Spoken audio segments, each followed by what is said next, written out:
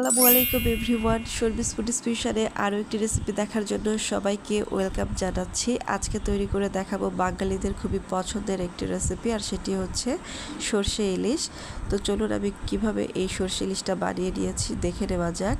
তো একটি প্যানে আমি 3 টেবিল চামচ পরিমাণ সাদা সরিষা দিয়ে দিচ্ছি, বা হলুদ সরিষা যেটাই বলেন। আপনারা চাইলে কালো সরিষা বা লাল সরিষাটাও ব্যবহার করতে পারেন।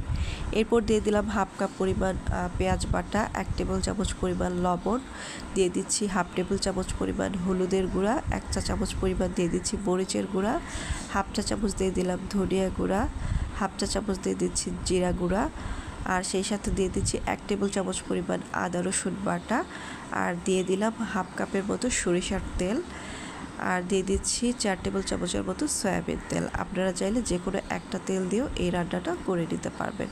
তো সব মশলাগুলোকে খুব ভালোভাবে আমি এখন একটু মিক্সড করে নিলাম। আর এখানে আমি 1 কেজির মতো ইলিশ মাছ নিয়েছি। আমি মিডিয়াম সাইজের 3টা মাছ নিয়ে নিয়েছি। এখন মাছগুলোকে এর মধ্যে দিয়ে খুব ভালোভাবে মশলার সঙ্গে মিক্সড করে নিলাম। এখন সরাসরি চুলায় নিয়ে যাচ্ছি। এখন মাছগুলোকে ঢাকনা দিয়ে ঢেকে 10 মিনিটের জন্য রান্না করে নিব। তো 10 মিনিট পর ফিরে আসলাম। এখন একটা স্প্যাচুলা দিয়ে খুব ভালোভাবে আমি এভাবে নেড়ে চেড়ে নিব,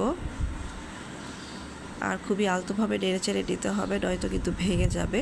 তো নেড়ে চেড়ে নিয়ে দিয়ে দিচ্ছি হাফ কাপের মতো পানিটা দিয়ে আবারও খুব ভালোভাবে একটু নেড়ে চেড়ে নিয়ে ঢাকনা দিয়ে ঢেকে আরও 10 মিনিটের জন্য এটাকে রান্না করে নিব।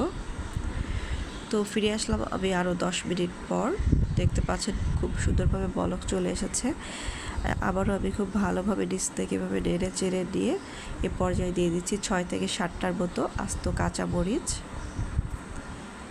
এরপর চুলার আঁচটা লো ফ্লেমে রেখে ঢাকনা দিয়ে ঢেকে আরও 20 মিনিটের জন্য রান্না করে নিব। তো ফিরে আসলাম 20 মিনিট পর। পানিটা শুকিয়ে গিয়েছে, আর দেখতে পাচ্ছেন তেলটা সুন্দরভাবে ভেসে উঠেছে। আমাদের রান্নাটা কিন্তু হয়ে গিয়েছে। তো এখন সব কিছুকে একটু নেড়ে চেড়ে নিয়ে এভাবে ঢাকনা দিয়ে ঢেকে দিচ্ছি, আর চুলাটাও অফ করে দিচ্ছি। ঠান্ডা হয়ে আসার জন্য অপেক্ষা করছি। তো ঠান্ডা হয়ে আসলে আমি মাছটা সার্ভ করে নিচ্ছি একটা প্লেটে। খুবই ইজি একটা রেসিপি, দেখেই নিলেন, আর খেতে খুবই অসাধারণ।